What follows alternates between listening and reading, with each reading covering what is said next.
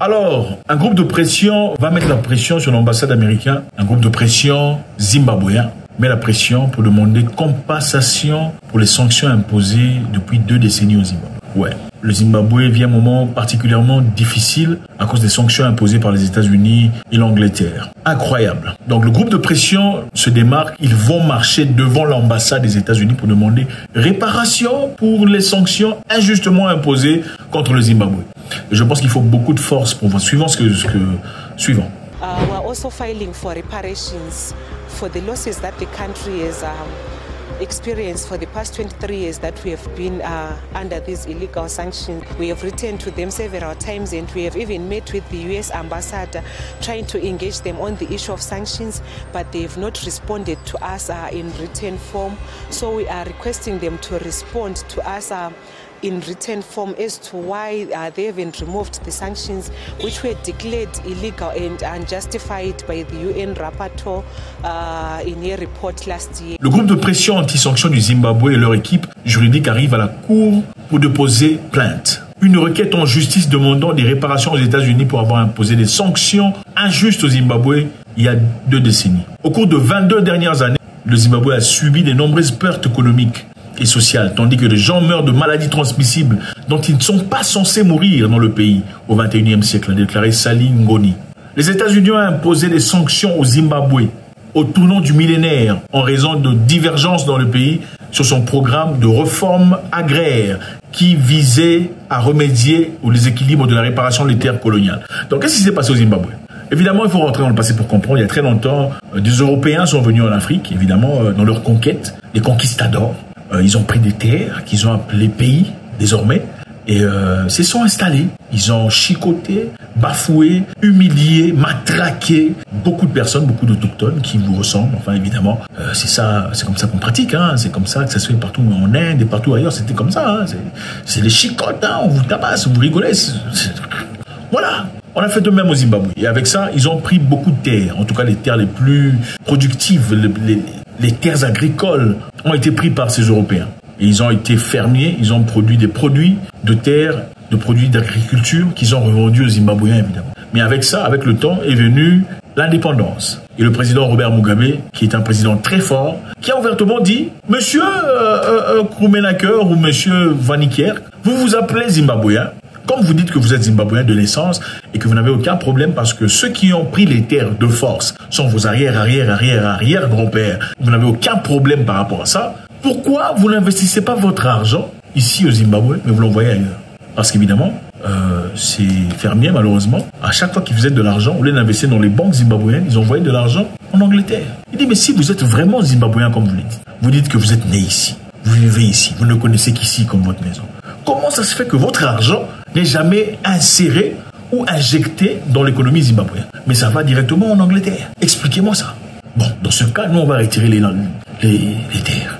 Nous allons retirer les terres et les attribuer à ceux qui sont là, ceux qui sont vraiment zimbabwéens, parce que vous n'êtes clairement pas zimbabwéens. Et ils ont refusé de changer leur modus operandi, c'est-à-dire faire de l'argent au Zimbabwe, envoyer l'argent en Angleterre. Produire ce qu'ils ont à produire, vendre aux Zimbabwéens, faire de l'argent au Zimbabwe, envoyer en Angleterre. Et la raison pour laquelle le président Mugabe dit désormais, nous allons prendre des Zimbabwéens et ils prendront les terres et feront l'autre. Il a pris les terres de force.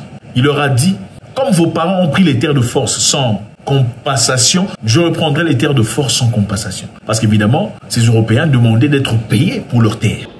The revulsion, I think, started through the stories that our parents used to narrate to us. How the white man came to the country, how he grabbed the land, and in a society where you have a class whose main purpose and accepted privilege is to exploit others, you naturally get revulsed. Bon, vous êtes venu par la force, pris les terres par la force. Mais pour récupérer les terres, vous demandez qu'on vous paye. Est-ce que c'est juste ou pas? Point d'interrogation.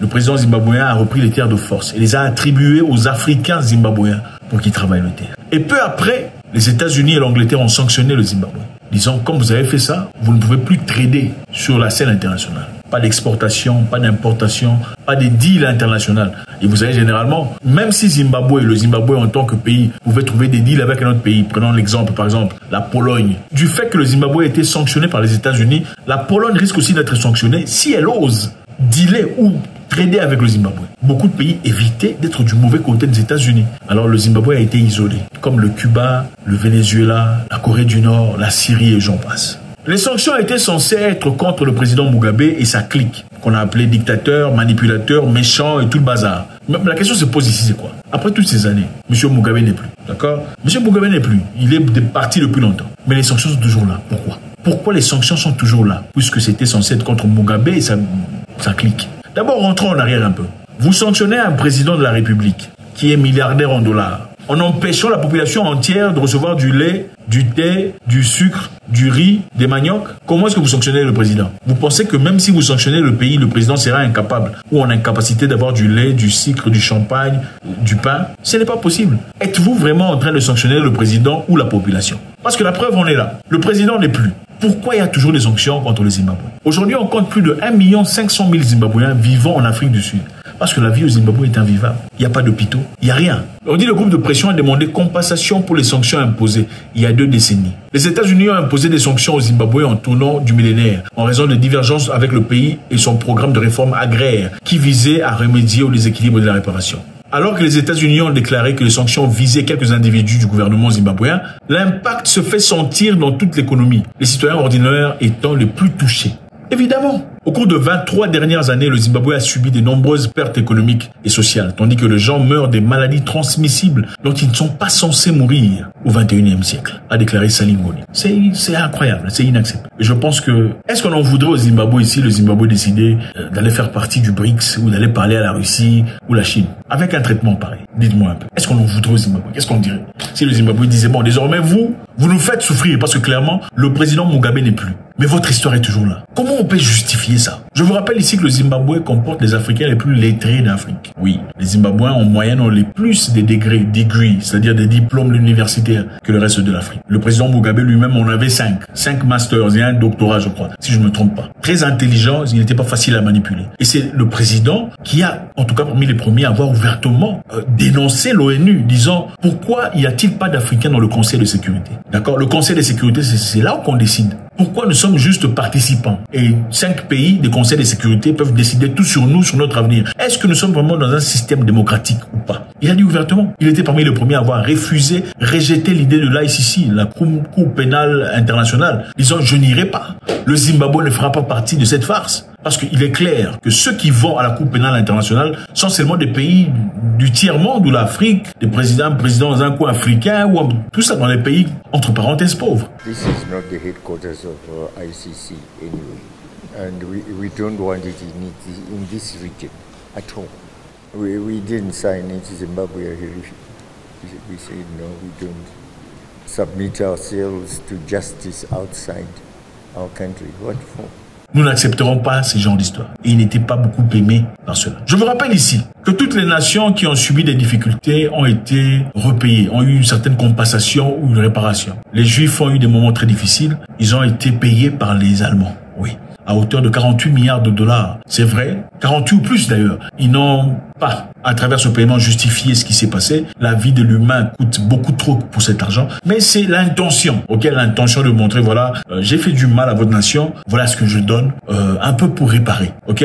Nous savons aussi que en Angleterre, par exemple, l'Angleterre a payé jusqu'à 40 milliards de livres aux propriétaires d'esclaves. 40 milliards de livres aux propriétaires d'esclaves pour perte de biens. C'est-à-dire à la fin de l'esclavage, quand on dit l'esclavage est fini, hein, il faut laisser les gens libres. Toutes ces personnes qui étaient propriétaires d'esclaves ont été payées pour leurs esclaves. Le gouvernement anglais s'est endetté à hauteur de 20 milliards de livres sterling pour payer ces gens. Ils ont fini de payer leurs dettes il y a à peine pas très longtemps, à travers l'argent de taxes des Anglais. C'est ça la vérité. Donc ils ont payé les propriétaires d'esclaves, mais ne peuvent pas payer l'Afrique. Vous savez comment on vous dit à vous? Quand vous demandez, réparation par rapport à ce qui a été, fait aux Africains pendant l'esclavage, le colonialisme et tout le bazar, qu'est-ce qu'on vous dit? Il faut passer à autre chose, hein. Il faut oublier tout ça. Vous savez, il faut avancer sur le 21e siècle. Mais chez eux, on n'oublie pas. Est-ce que c'est juste que le Zimbabwe soit croupi jusqu'à présent, après le départ de Mugabe, sur des sanctions qui n'ont aucune identité? Faites-nous savoir ce que vous en pensez. God bless.